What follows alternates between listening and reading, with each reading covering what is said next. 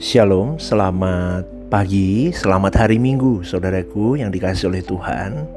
Jangan lupa untuk melangkahkan kakimu ke gereja lokalmu untuk beribadah ya. Dukung gereja lokalmu, doakan, support, ambil bagian pelayanan di sana, doakan pemimpin-pemimpin rohanimu, gembalamu, dan setialah dengan gereja lokalmu. Ya, oke, pada pagi hari ini saudaraku, saya diingatkan bahwa kehidupan kita ini seringkali kita mengalami frustasi. Kita tahu hidup kita harus benar, betul ya, di hadapan Tuhan. Tapi masih aja gagal. Masih saja jatuh di hal yang sama berulang-berulang. Itu membuat kita frustasi dan stres, saudaraku. Tapi itu yang saya alami, Anda alami, dan kita sering mengalami hal-hal seperti itu. Kenapa? Karena manusia itu sering hanya fokus kepada hal-hal yang ada di bumi ini. Banyak kita gagal karena kita hanya berpikir kita mau menyenangkan diri di bumi ini sebelum kita mati, betul kan? Padahal ada kehidupan di balik kubur yang tak terhingga, waktunya kekal. Maka pagi hari ini saya mau mengajak kepada siapapun yang mendengar renungan The Message. Mestinya fokus hidup kita itu ada di balik kubur. Karena firman Tuhan mengingatkan bahwa manusia hidup bukan hanya dari roti. Tapi ironisnya banyak orang tidak sadar dan tidak mau peduli bahwa dirinya akan mati dan menghadapi kekekalan. Hari ini banyak orang tidak mau ke gereja. Enak tidurnya. Mereka lebih atau bangun siang, bangun jalan-jalan mumpung anak-anak libur sekolah. Banyak yang begitu. Atau online aja lah, sambil jalan bisa lah, sambil masak, sambil apa di rumah lah.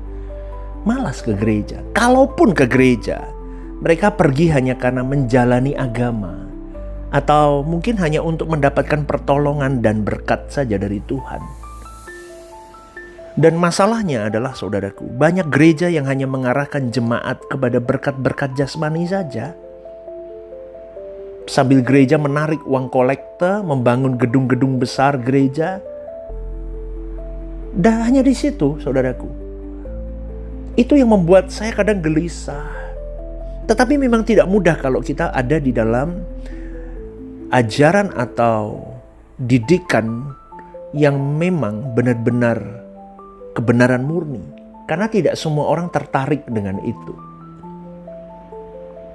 Karena banyak orang lupa bahwa bumi kita ini nanti akan jadi danau api. Maka seharusnya kita mestinya menantikan langit baru, bumi baru. Kita hanya menunggu waktu kok, saudaraku. Apakah waktu kematian kita atau waktu berakhirnya bumi ini, kita hanya menunggu waktu. Tapi sering kita kehabisan kata untuk menjelaskan hal ini kepada orang-orang yang memang tidak peduli kepada kekekalan. Jemaat, aktivis, bahkan pendeta itu pun susah dikasih tahu. Apa buktinya kalau mereka tidak peduli? Buktinya mereka masih jahat hidupnya. Masih menyakiti orang. Masih ngomongin orang yang gak perlu.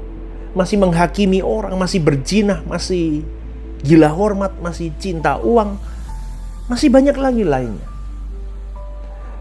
Mungkin di antara kita sudah mencapai tingkat pendidikan tertinggi. Tetapi kalau ditinjau dari sekolah rohani, sekolah kehidupan, sudah belum Anda memuaskan hati Allah? Coba. Itu kita sendiri yang tahu.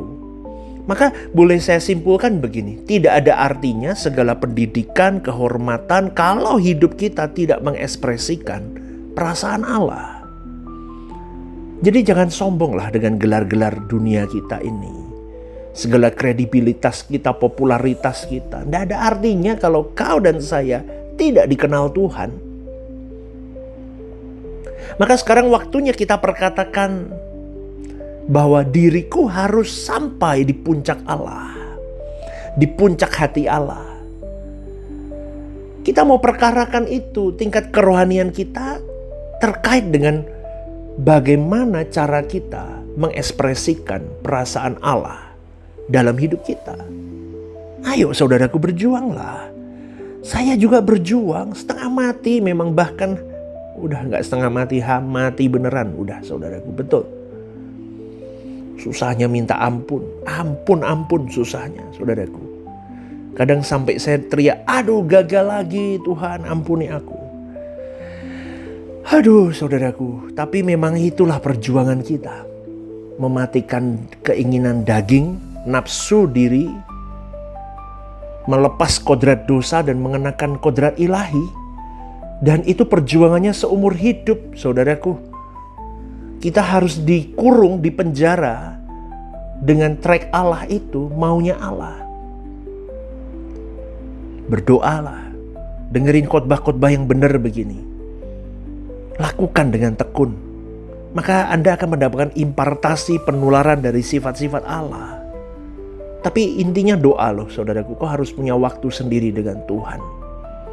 Gak usah sibuk ikut doa bareng pendeta siapa. Gak perlu. Doa sendiri itu penting. Kamu harus punya relasi yang eksklusif dengan Dia. Itu jauh melesat saudaraku. Karena Tuhan akan pribadi ngomong sama Anda apa yang menjadi plan besar Dia atas dirimu. Kadang-kadang orang makin tinggi statusnya, semakin pinter akademisnya, makin tidak berdoa. Makin semua di logika dalam pikirannya. Ya, jadi itu yang saya lihat. Kalau dulu masih belum belum pintar gitu ya, masih sekolah, masih rendah gitu, masih belum S2, S3, profesor. Waduh, masih setia berdoa begitu.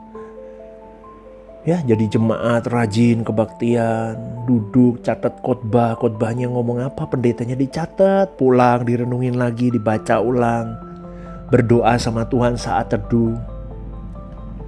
Tapi lama-lama setelah sekolah teologi jadi teolog, S1, S2, S3, wah merasa pinter. Udah, dia gak tekun lagi berdoa. Dia gak lagi catat firman. Dia gak lagi berdoa, dia gak lagi duduk dekat kaki Tuhan. Setan bisa buat begitu loh. Setan bisa buat begitu. Jadi jangan heran kalau di abad-abad pertengahan terjadi konflik dan perdebatan doktrin, saudaraku. Ada yang dianggap sesat dibakar hidup-hidup, dikucilkan, dibunuh. Maka kalau kita lihat di media sosial, mereka memang tidak membunuh secara fisik, tapi dengan tega membunuh secara karakter hari ini. Masalahnya kalau kita berdosa, hidup dalam dosa, Tuhan kadang-kadang diam. Kita sewenang-wenang dengan orang lain, kita menyalahpahami orang, aman-aman aja memang. Tapi ingat ya, nuranimu kalau peka sama Tuhan, Anda pasti sadar Anda salah. Ngomongin orang, ngomongin pemimpinmu, ngerusak nama baik orang dan sebagainya. Harus sadar kalau salah. Kita mau bertobat, kita minta ampun. Segala ucapan yang keluar dari mulut kita yang menyakiti orang, kebiasaan-kebiasaan yang melukai orang kita lakukan, seakan-akan aman-aman aja, seakan-akan Tuhan tidak terganggu, karena kita tidak mau bertemu Tuhan. Coba Anda duduk dekat kaki Tuhan, dikoreksi pasti satu persatu. Betul loh saudaraku, Tuhan terganggu dengan itu semua. Kita akan sangat berbahagia ketika kita sadar bahwa kita salah, meleset. Kita dikoreksi Tuhan. Dan untuk itu kita minta ampun dan memperbaiki diri. Saudaraku, pengampunan Tuhan itu luar biasa kok. Dia akan menyediakan pengampunan dan pemulihan sekaligus diberikan kepada engkau dan saya. Asal kita menyadari bahwa kita salah, kita minta ampun di hadapan Tuhan. Jadi 70 tahun, 80 tahun hidup kita harus jadi momentum yang berharga. Dan ingat ya, 70-80 tahun itu bisa dibilang keadaan yang sangat singkat dibanding kekekalan yang tidak ada ujungnya. Artinya saudaraku, kalau kita memanfaatkan waktu kita untuk bertemu Tuhan, nilainya tinggi sekali. Kita berjuang di situ, ayo. Aduh, udah deh ya. Jangan malas ke gereja, jangan malas berdoa. Aduh, gak peduli sama hal begitu. Lu mau apa? Lu mau cari duit? Lu mau cari kesenangan? Kesenanganmu seberapa di bumi ini? Coba bandingin. Bayangin itu. Apa yang mau kau cari? Kesenangan apa? Semu, saudaraku. Kau mau cari duit sepanjang apa? Gak bisa puasin diri kita. Apa? Semuanya akan mengecewakan dan akan kita tinggalkan. Tapi kalau kesenangan kita bangun mulai hari ini hanya Tuhan. Itu abadi, saudaraku. Baik kita di bumi maupun sampai kita mau mati, nanti sampai kita mati, sampai di kekekalan. Kita bawa itu. Kesenangan kita Tuhan. Hati-hati, saudaraku, waspadalah. Ada kamera Tuhan yang tidak pernah mati. Dia selalu melihat kita, terutama hatimu. Maka berhati-hatilah atas setiap kata yang kau ucapkan. Setiap kalimat yang kau tulis di sosial mediamu. Jangan lakukan kecuali memang untuk memberkati. Kalau untuk menyerang orang, jangan lakukan. Pastor, selama ini aku lakukan itu. Sadarlah salahmu, minta ampun. Tuhan beri pengampunan, Tuhan beri pemulihan. Amin. Ya orang tua sama anak-anak, jaga mulut. Kalau sedang marah, sedang jengkel, jaga mulut. Jangan sembarangan mengutuk, jangan sembarangan marah. Ya, kita harus serius belajar. Kita semua tidak ada yang tidak punya salah.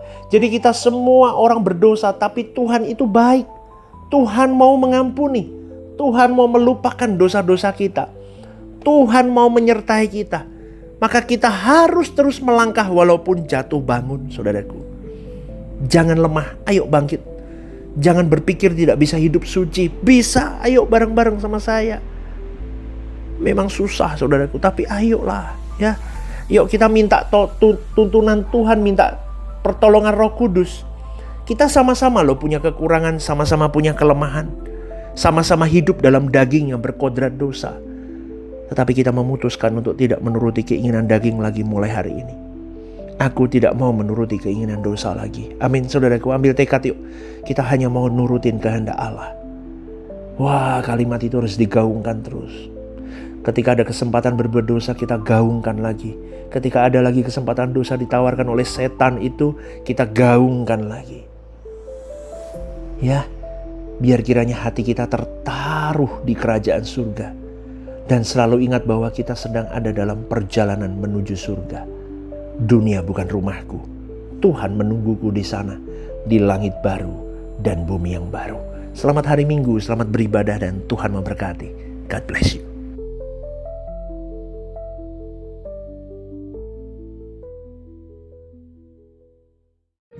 Ibadah Suara Kebenaran setiap hari Rabu jam 6:30 malam di Gereja Sentral di Mall Lantai UG. Ibadah Raya setiap hari Minggu jam 10 pagi di Gedung Gereja Sentralan Mall Lantai UG, disertai ibadah anak dan teens. Home Usia Indah setiap Jumat Minggu kedua jam 5:30 sore di Gedung Gereja. Ajak rekan dan saudara Anda untuk bergabung bersama kami.